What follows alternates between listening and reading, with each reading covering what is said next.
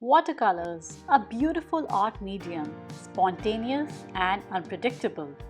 It seems a bit easy at first, but it's all about the right amount of water, the timing, and the method of mixing it out. You may have read some books on art on it, but ever wondered how does that blending effect happen? This is what we'll be needing for this lesson. So we're going to be starting with the blue one first. We're going to be working on a thick paper, and in the next part we'll be working with a thin paper. Let's begin with the pencil. You can define two shapes. The circles can be any, it doesn't have to be a perfect circle.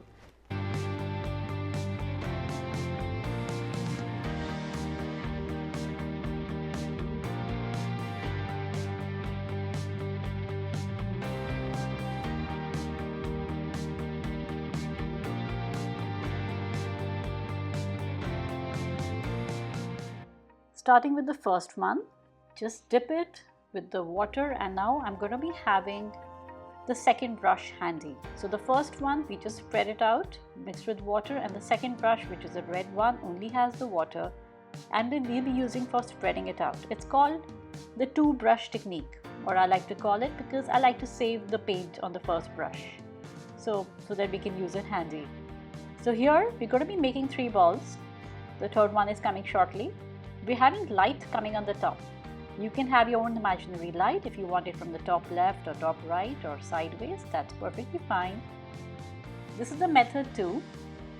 This is the single brush technique, which many of us use by default. So let's get the hang of this as well. I'll keep dipping it with water as I'm going towards the light, which is falling on this round ball, which is on the top. So take out the paint completely.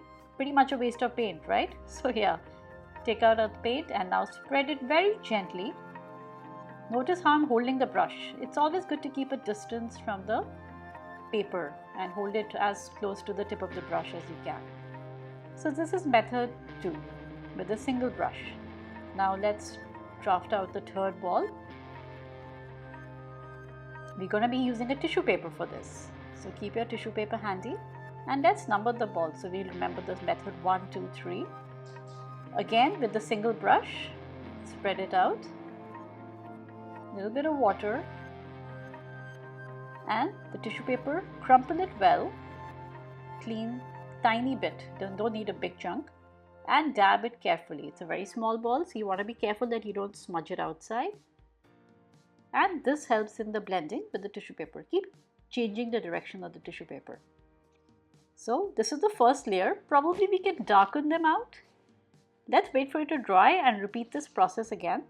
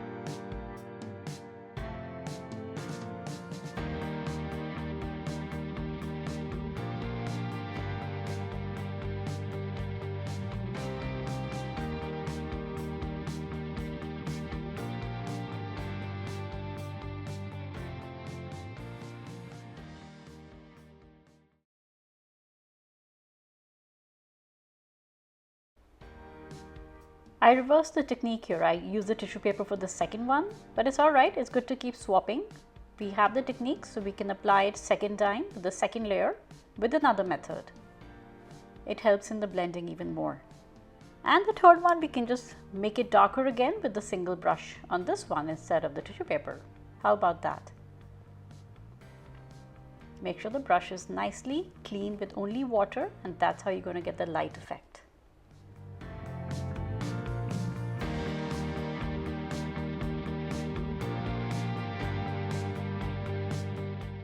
This section of the class is, if you don't have the thick watercolor paper, that's perfectly fine. I personally like to recycle paper when I'm doing practice drawings. Again, with a light pencil, 4H or 2H, I drafted out 3 round objects. Again, this time, let's use a pink paint. So, you have a thin paper, anything of your choice, which is a recycled paper or a print paper. One thing we want to keep in mind is, it's not very porous.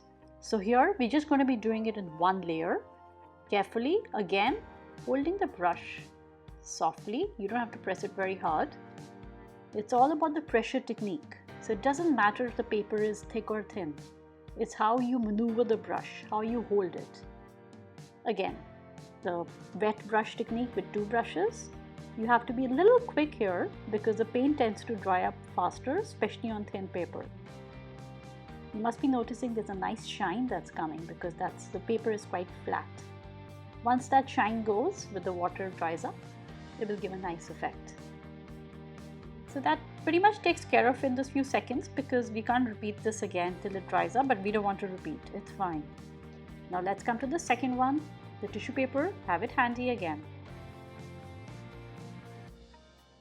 Make sure it's a clean one.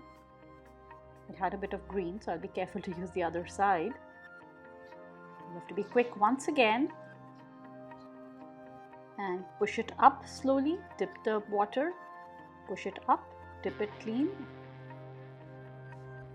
And now the tissue paper is going to help in bringing the light which is on the top.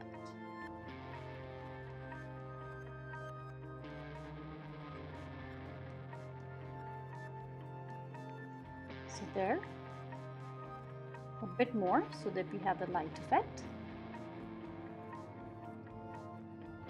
And now just drag it very gently, very softly with the complete damp brush. You can keep squeezing out the brush.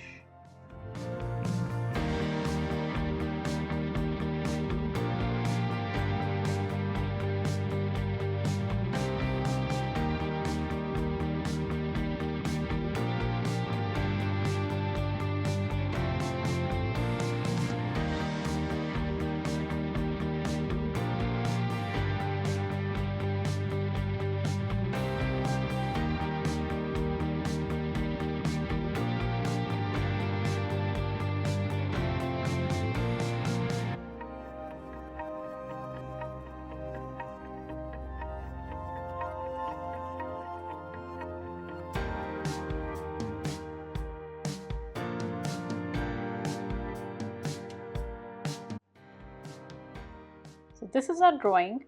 This is with a thick paper, 300 GSM, and this is a super thin print paper. We have the blue blending method and pink. What's the color of your choice? I'm excited to know what you think of this drawing and this method that we've used in a very basic practice.